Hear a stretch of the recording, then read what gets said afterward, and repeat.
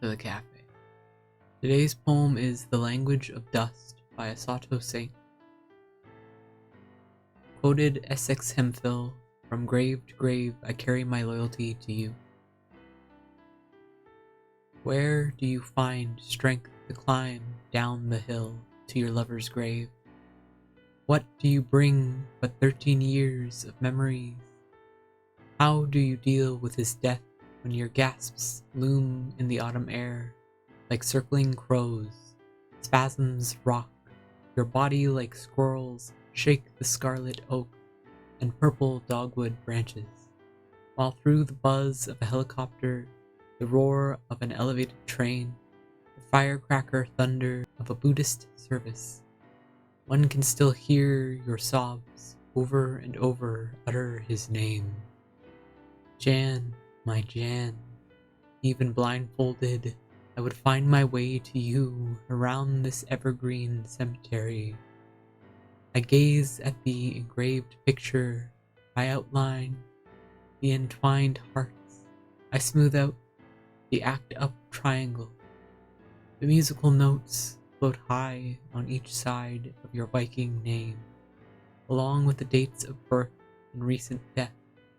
Poetry books flap bold on each side of my voodoo pseudonym, birth name and date open-ended.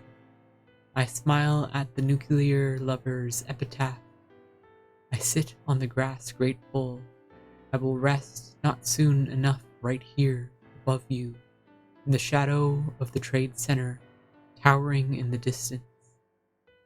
Years ago, after we found out our status, I begged you to be buried with me, because I don't believe in the foolishness of spiritual afterlife. The soul survives, you insisted. Prove it, I demanded. Man is the only creature known to bury its dead, you persisted. Should we act like dogs and swine, I contended. Manhattan Queens, why should we be buried of all places in Brooklyn, you retorted.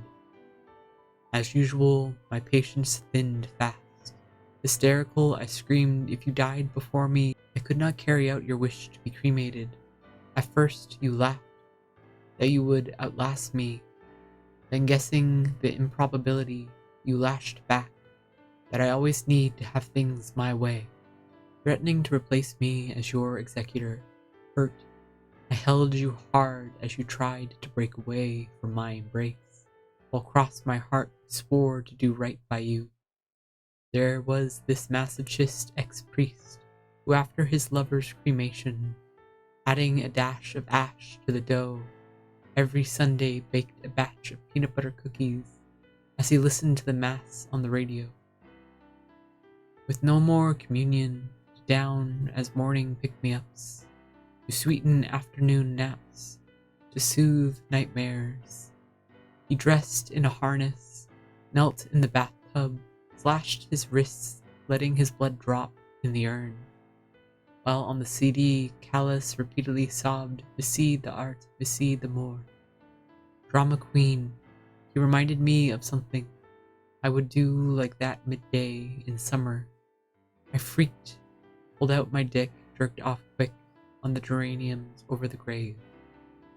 I also remember during my second hospitalization, we watched this television report on greedy companies that cremated corpses together and handed families the wrong remains. Open mouth shaken, you paced the room we shared in co-op care. Laid down with PCP, my throat got tight.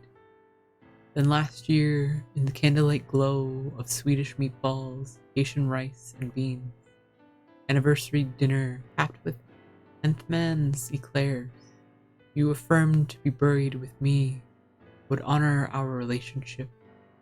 That night, we curled into each other aware one of us would leave roses, tears, and kisses on our tombstone the next November 9th. The door is always open.